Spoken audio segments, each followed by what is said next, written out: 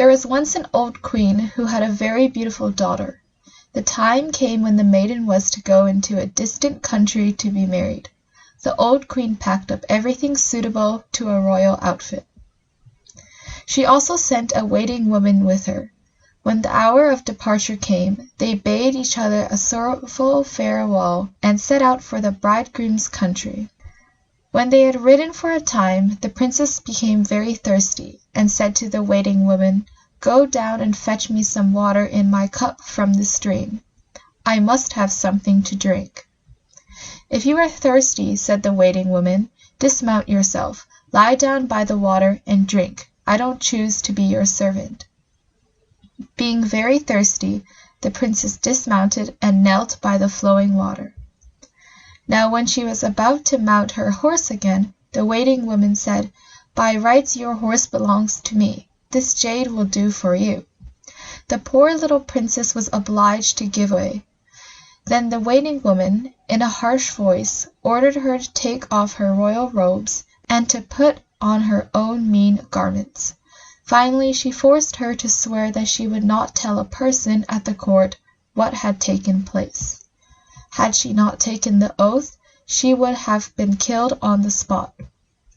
There was a great rejoicing when they arrived at the castle. The prince hurried towards them and lifted the waiting woman from her horse, thinking she was the bride. She was led upstairs, but the real princess had to stay below. The old king looked out of the window and saw the delicate, pretty little creature standing in the courtyard. So he asked the bride about her companion. "I picked her up on the way, and brought her with me for company. Give the girl something to do to keep her from idling."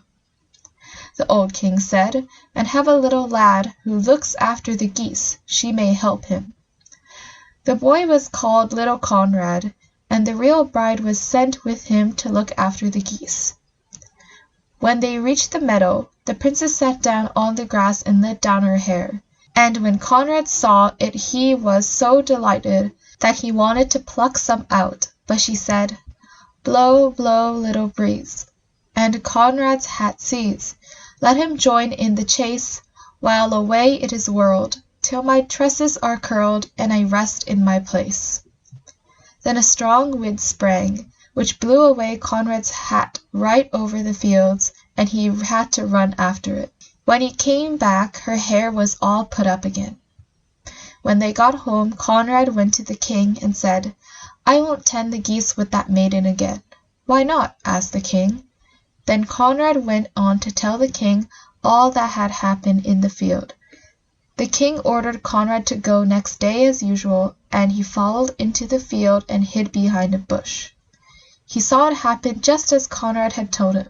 Thereupon he went away unnoticed, and in the evening, when the Goose Girl came home, he asked her why she did all these things.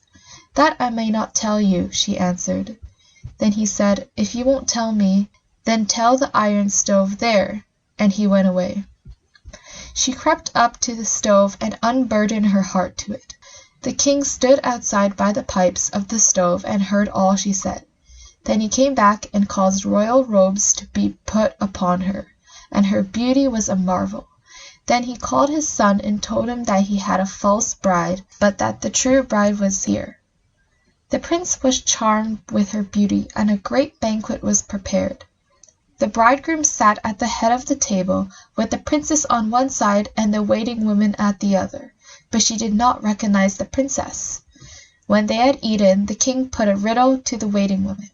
"What does a person deserve that deceives his master?" telling the whole story.